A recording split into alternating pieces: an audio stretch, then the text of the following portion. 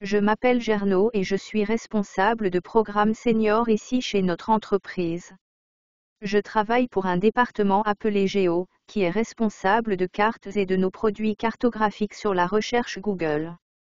Un gestionnaire de programme senior est généralement responsable d'un ensemble de projets et d'initiatives depuis la phase d'idéation jusqu'à leur lancement et leur atterrissage. Quelque chose qui arrive à n'importe quel chef de projet presque tous les jours, c'est qu'il y a quelque chose d'imprévu qui se produit et que les projets dérèglent. Les rétrospectives sont un outil vraiment important dans la boîte à outils que tout chef de projet devrait avoir. Souvent, les gens disent à la fin d'un projet, d'accord, il est maintenant temps de faire une rétrospective, et vous regardez attentivement quelles sont les choses qui se sont bien passées et qui ne se sont pas bien passées, et ce qui sont quelques-uns des apprentissages que vous pouvez appliquer à de futurs projets.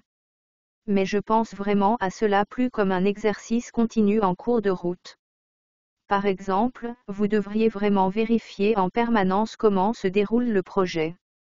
Un exemple de cas où une rétrospective nous a aidé à nous remettre sur les rails est le fait que nous travaillions sur le projet, où nous lançons quelque chose sur la recherche Google. À mi-chemin, nous avons réalisé qu'il existait en fait une meilleure façon de procéder, qui apporterait des avantages bien plus importants à nos utilisateurs. À la suite de cela, nous avons vraiment réuni toute l'équipe du projet et nous avons vraiment discuté, qu'avons-nous fait jusqu'à présent? Quel est l'état actuel du projet? Quelles sont nos options pour aller de l'avant pour nous aider à combler certaines des lacunes que nous n'avons pas identifiées? Et puis replanifier collectivement le reste du projet pour vous assurer que nous sommes en quelque sorte sur une voie claire et que nous avons une compréhension claire de la façon d'arriver à cette nouvelle compréhension du succès ajusté.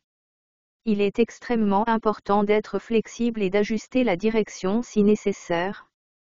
Par exemple, si vous savez qu'un changement est nécessaire et que vous savez que le projet va dans la mauvaise direction, continuer dans cette mauvaise direction est évidemment la pire chose que vous puissiez faire pour le projet et pour l'entreprise.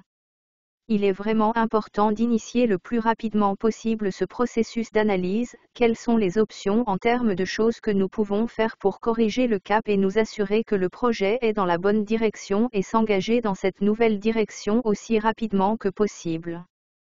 Évidemment, tout en prenant suffisamment de temps pour s'assurer qu'il s'agit d'une décision fondée sur les données, toutes les parties prenantes et les sponsors sont à bord.